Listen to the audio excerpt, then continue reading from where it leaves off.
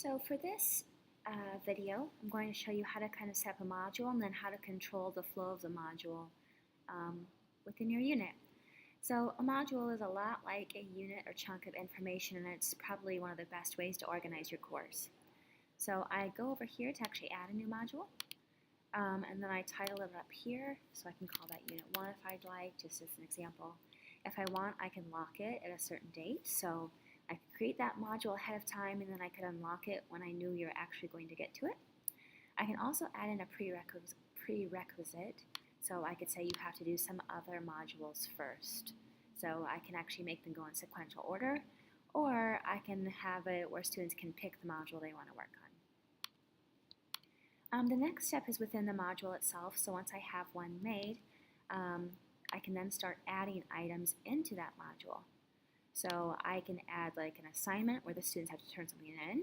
I can add in a quiz, a file that maybe I just want them to view, a content page, which can maybe be like an interactive information, a discussion where they'll post their ideas, and then there's some other things here like some tools that are embedded with Canvas and things like that.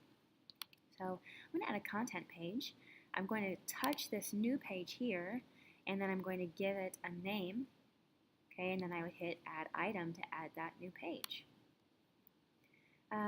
Then, if you can see right here, I haven't actually published this one yet, so once I have something made, I click on it, and I can go in here and I can edit it. Okay, so this is where I would go and edit that document.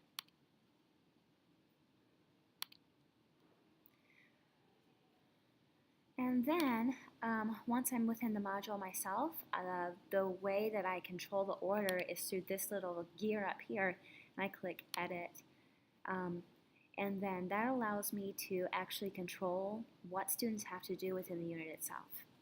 So if I want my students to complete every single thing in the module, I can click that, and then I can make them go through those requirements in sequential order. So I can structure it that way. I can also just say that they have to complete one of the requirements. And then for each item I have within my module, there are certain things they have to do. So maybe they only have to view it.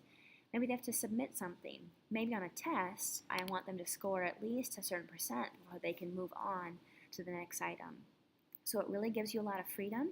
And then you can add these different requirements for what you want to happen for the different items within a module. So that really helps you with that organization.